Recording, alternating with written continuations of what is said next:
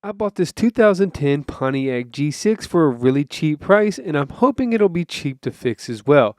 This car had no reverse when I bought it, and now I have the transmission apart, and we found a pretty big issue. The wave plate for the 3.5 reverse clutch is broken, and when it broke, it destroyed everything around it inside this transmission. So now we have parts here that weren't cheap, and we're ready to put everything back together and put it in the car. So we got parts. We got just a few parts. We didn't buy everything. We basically bought everything just to fix what's broken.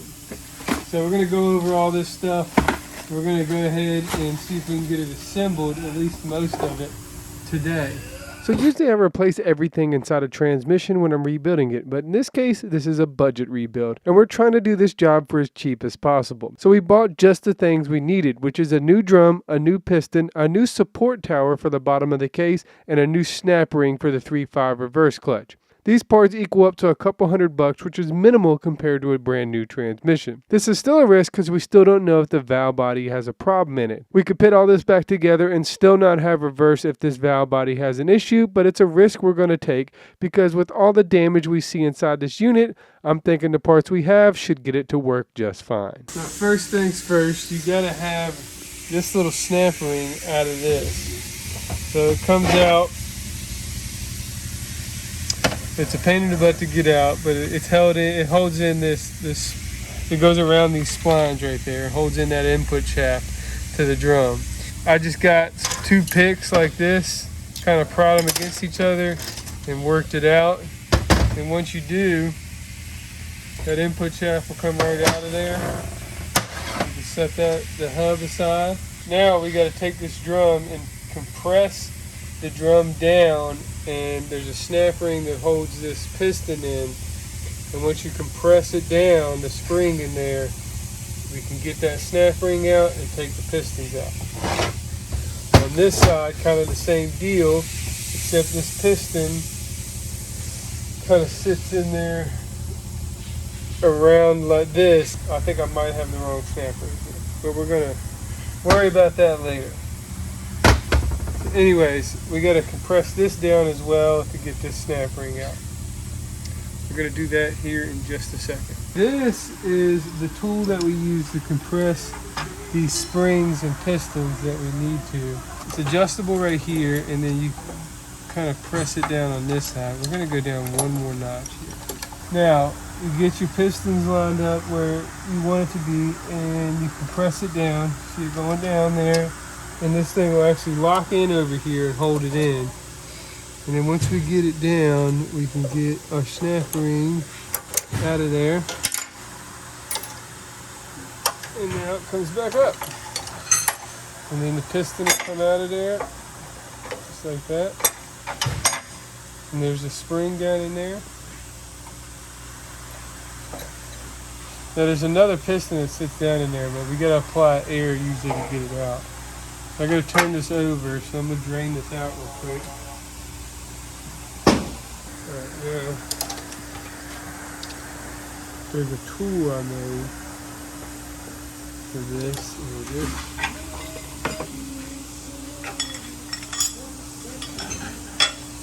So you need another type of tool here, and I kind of just made this out of some metal laying around the shop. And basically it goes on either side of this piston right here. And then I can adjust this.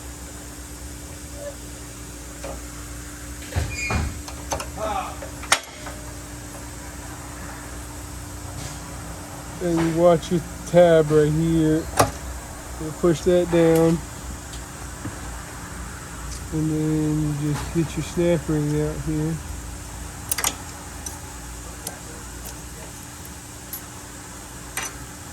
And then you go back up. We're going to put the tower back in there so we can blow the pistons out. So I'm not sure which piston's which, so we're just going to go for it here. Alright, that's this piston right here.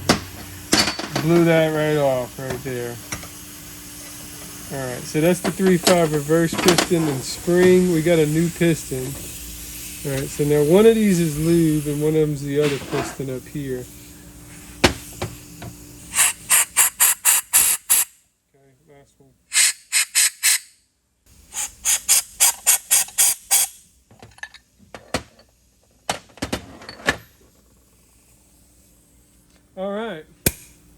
disassembled. Now there's seals on these things, and you got to be careful because we don't have any seals. I didn't buy a seal kit. We're going to reuse all those seals on that pistons because I think they're fine. I don't think there's any reason to replace them. So we're going to take this seal out of here. All right, we're going to put some clean fluid on it. I don't have much clean fluid up there. There's a little bit. We're going to stick it on this drum over here. Sorry there. To get this seal in there, you kind of just gotta line it up with the bore for the seal. I'm just gonna let that ring on my dad's phone. Sometimes you get one of these little picks in here. Alright, there it goes. Seal's in there now. Now we're going to reuse this piston. We got to clean this up a little bit. So we're going to clean all this stuff up. We'll clean this piston up. We're going to clean the spring up. We're going to get the new piston for this. We're going to clean this up. We're going to clean our bench up and get this ready to go back together. I believe this is the balance piston for the 456 clutch. And it's got seals on the outside of it, then a seal on the inside of the drum. You can kind of just press it down in there. Maybe you might have to use the press in the that you use to get the spring off.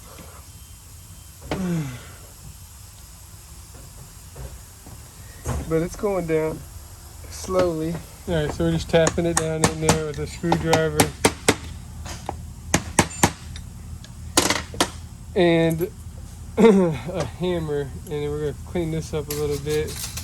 A little bit of metal on the back side of this thing.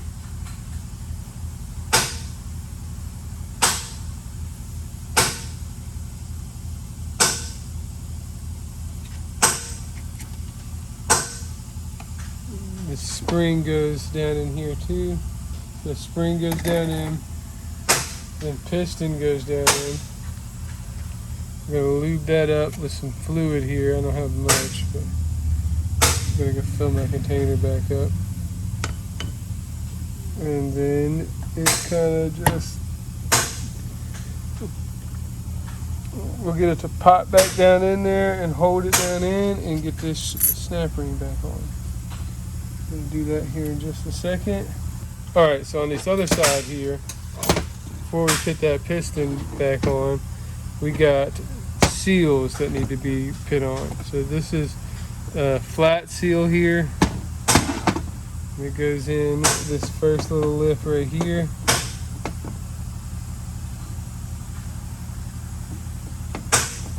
Make sure it goes in that lip.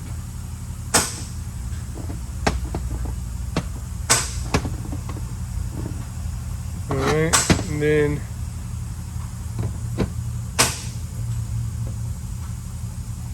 there's another flat seal, but it's orange, and it's on the bottom ring, so we're going to put it back on the bottom ring over here.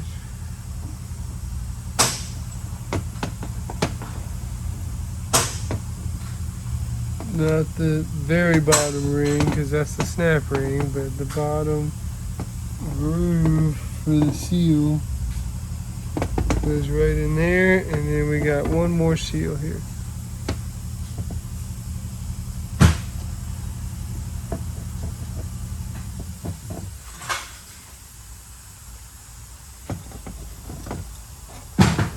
Alright, that's all three seals that go on the bottom there. Let's go back down to our spring press. Alright, so this goes in nice and slowly. Make sure you don't cut any edges, anything stupid. There it goes. We'll hold it right there. Get our snap ring on. Perfect. Now, spring it back up. And we're good. Now, on this back side here, we got a brand new piston. from GM, genuine parts. Ain't genuine about nothing, GM. Like. So we're gonna lube these seals up on the outside here. Can't forget this. Very important. Gotta have that.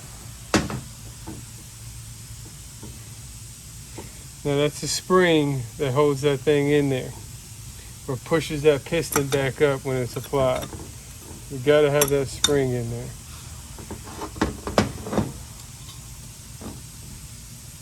Alright, now our piston retainer, if you will, is this thing right here.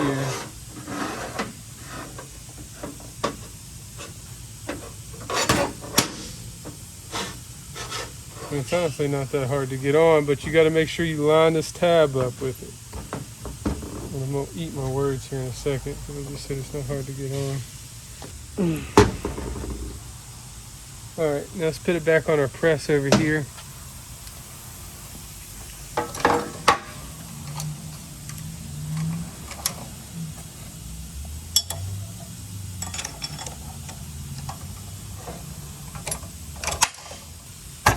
There it goes. See all that go down there? Alright, now this thing's actually pretty easy to fit on. We might not even need to press anymore. Now we're going to take this thing back and air check it. And then we should have the drum completely built. All we got to do is put the clutches in it and put the input shaft back in it. After we got that bottom 456 and 3.5 reverse drum built, we are ready to stack up this unit. Now we sanded down all the steel clutches and re-soaked all the friction clutches. Now stacking this transmission up isn't that hard. In fact, it's pretty simple. We're going to do it pretty quickly right here. Alright, it's time to stack this thing up. We got everything together. We're going to do a quick stack up real quick. I've already filmed a slower stack up, but I want to show you how easy these transmissions are really to put together. So here we go. We're going to start right now. Okay. First you got the spring that goes down in here, and then you got your clutch. It only lines up one way. You can usually tell by these two forks over here. Now we got the whole 3.5 reverse drum, the 4.56 drum, and the 2.6 clutch. The rest of it goes down in there just like that. Now our low reverse diode. Now this isn't as easy to put in, but we're gonna get it. All right, just like that. This is the diode and the low reverse clutch. Now usually I can't put all these in together, but today we're going to try it for time's sake.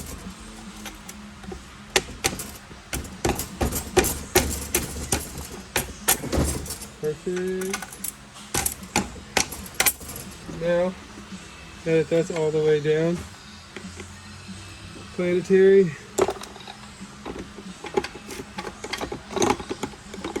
Next planet right here.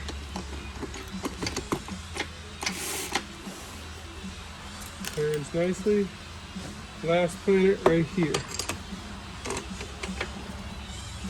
This is our low reverse piston and our 1, 2, 3, 4 piston. It kind of just falls right down in there, just like so.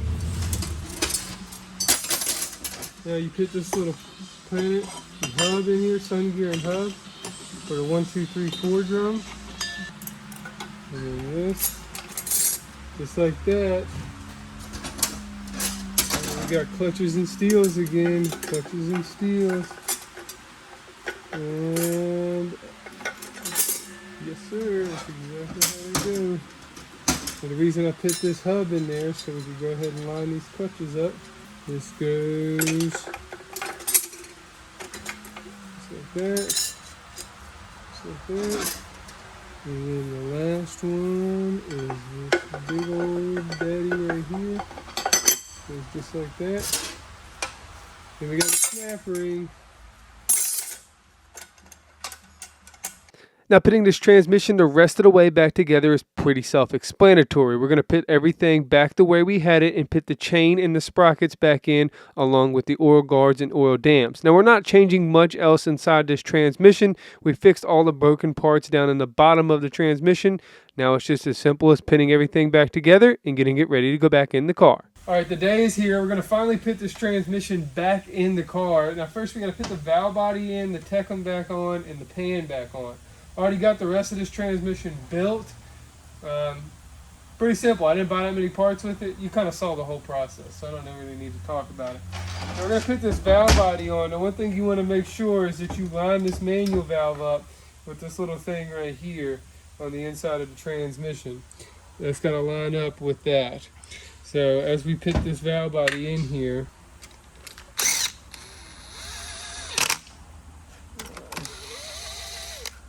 gotta make sure these things are torqued down to spec. Now that we have the transmission bolted up and the subframe back in the car, we can now lower it down and put the tires back on it. We're also going to put everything back together up top, fill the transmission up, and see if it'll back out under its own power. Alright, we got this thing down off the lift. We got it full of fluid. I put about, I'd say about 7 to 8 quarts in it. And we're going to go ahead and start it up for the first time. Pretty normal there. Now we're going to raise it up and check the fluid on it, and it's not the typical way you check fluid on these. So basically, to check the fluid, we got to take this little plug loose. You can't even see it. It's right there, that plug. You got to take that plug loose.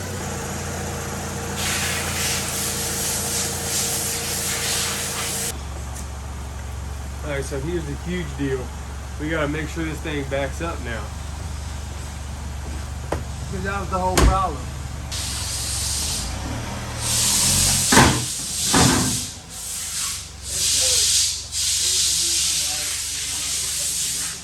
Alright, now we want to see if this thing drives forward nice. So we're going to take it on a nice little road test here and see how this thing drives forward.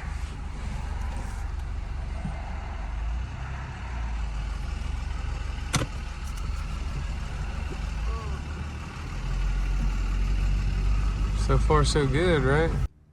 Thankfully, this car drives great now, and it'll go in reverse too, which is very important for reselling this vehicle. We bought this vehicle thinking we may need to buy a whole new transmission for it, because that's what we usually have to do when we fix these transmissions. They have a lot of weak points, and because of that, they can require a lot of parts to be changed when rebuilding them. The valve bodies alone on these transmissions can cost upwards of $800 to $1,000, plus you have to reprogram them, which costs money too as well. It's no wonder there aren't many of these cars left on the road with these transmissions in them. We were able to save this one, and hopefully it'll last years to come, and maybe we can get this car to reach its true lifespan of about 150,000 to 200,000 miles. These cars didn't make it much further past that, and not many of these newer cars do unless they come to see Eddie first. Until the next car I save from its inevitable death, you can follow me on Instagram and Facebook and check out one of my other videos where I fix cars that probably aren't worth saving. Thanks for watching, and remember, whatever you do, however you do it, make sure you work hard, make sure you play hard, and most importantly, make sure you stay dirty. You can just call me Eddie.